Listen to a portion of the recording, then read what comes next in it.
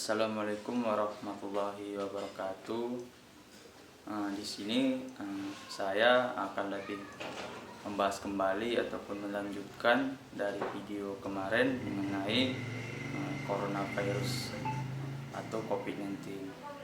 Di sini saya ingin membahas mengenai lanjutan untuk pencegahan ataupun tanggung jawab serta cara dalam menangani serta mempercepat keadaan ini menjadi lebih baik, yaitu dengan mengeluarkan ataupun membuat sebuah vaksin. Jadi di sini saya mengajak semua untuk paham mengenai proses ataupun vaksinasi ini.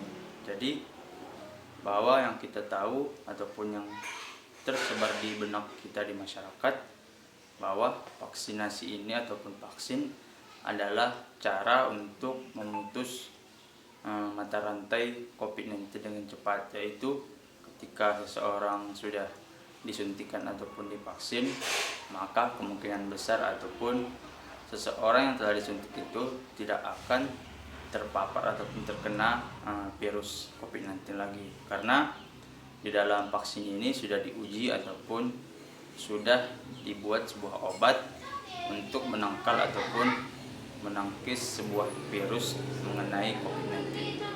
Namun yang kita tahu bahwa di luar ataupun banyak negara menemukan virus ataupun klaster baru dari COVID-19. Namun dari langkah pertama untuk pencegahan dari klaster pertama mengenai COVID-19 ini akan memperkecil penyebaran dari COVID-19. Karena klaster pertama dari COVID-19 yang berasal dari China ini merupakan klaster pertama yang tersebar lebih besar dibandingkan dengan jenis-jenis klaster COVID-19 lainnya. Jadi mari kita lebih paham ataupun mari kita percaya terhadap apa yang telah direncanakan ataupun pengambilan kebijakan dari pemerintah dari kebijakan vaksinasi ini. Kita sebagai masyarakat juga harus mendorong ataupun seperti yang saya bilang mensupport ketika kita dalam situasi ini kita ingin keluar dari situasi yang sangat lama ataupun yang kita dengar berada di rumah saja ataupun stay at home. Jadi ketika program ataupun situasi ini dapat terkendalikan dengan adanya vaksinasi ini, kita berharap ataupun pasti kita menginginkan langkah dari vaksinasi ini dapat berguna sehingga situasi dapat berjalan ataupun memulai kembali kehidupan seperti biasanya.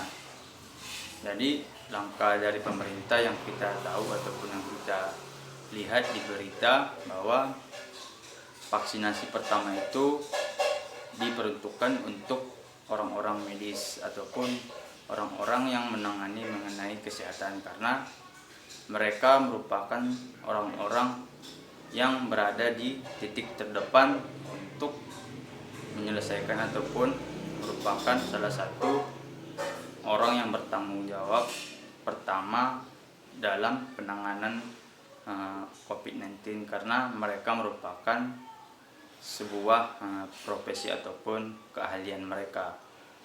Oleh karena itu pemerintah pertama memprioritaskan ataupun memilih dari bagian kesehatan. Kemudian ketika pemerintah sudah memulai ataupun melakukan vaksinasi kepada para medis ataupun tenaga kesehatan, maka insya Allah ataupun tenaga-tenaga medis kita tidak akan lagi terkena papar dari COVID-19, sehingga tidak ada lagi korban ataupun terjadinya korban jiwa dari COVID-19 ini, yang kita tahu banyak dokter-dokter ataupun tenaga medis yang wafat ataupun meninggal karena COVID-19 ini. Sehingga ketika sudah divaksin, insya Allah dari kebijakan ini, para tenaga medis kita akan mampu lebih menyelesaikan ataupun membantu para pasien-pasien terkena dampak COVID-19. Sehingga dari langkah ini perlu kita support ataupun kita beri dukungan, tidak malah membuat sebuah kabar-kabar yang tidak baik ataupun membuat sikap yang tidak mendidik. Lebih baik kita diam ketika kita tidak percaya ataupun ketika kita membantah bahwa langkah ini memang fakta adanya, bahwa tidak ada yang tidak bisa untuk dibuat. Jadi ketika pemerintah sudah melakukan kebijakan ini, kita perlu mendorong ataupun mensupport dari kebijakan tersebut. Kemudian dari vaksinasi ini, selain dari tenaga medis, bahwa setiap vaksinasi ini juga memiliki syarat ataupun kriteria dari penerima vaksinasi, karena tidak semua orang bisa divaksin ataupun mendapatkan jatah vaksin, karena dari vaksinasi ini memiliki syarat ataupun hal-hal yang perlu diperiksa ataupun di checklist kembali, bahwa penerima vaksin ini ya harus memiliki syarat seperti umur produktif ataupun umur produktif sampai dengan umur 50 tahun. Ketika di atas 50 tahun ataupun yang memiliki riwayat penyakit seperti jantung, kanker, ataupun penyakit-penyakit yang berbahaya, ataupun yang kita bilang termasuk penyakit yang sangat digolongkan berat, sehingga penerima vaksin itu tidak diperuntukkan oleh orang-orang yang memiliki penyakit yang berbahaya. Jadi dari langkah vaksin ini kita perlu adanya sebuah kemauan, itu bukan untuk penekan kepada masyarakat mengenai adanya sebuah ketika seseorang menolak akan diberi sanksi penjara ataupun denda.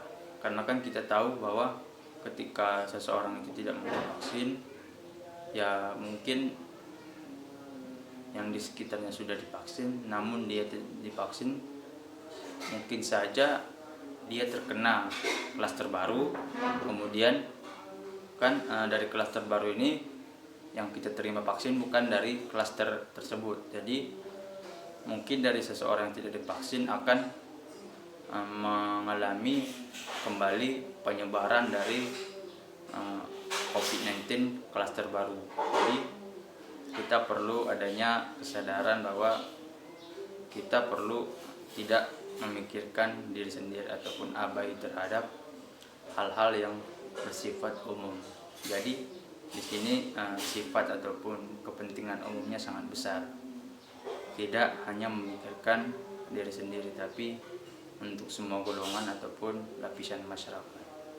Mungkin cukup sekian yang dapat saya sampaikan dari penjelasan, bahwa semoga penjelasan saya mengenai vaksinasi untuk percepatan dari penyelesaian pandemi COVID-19 ini bermanfaat untuk kita semua untuk lebih paham mengenai vaksinasi ini.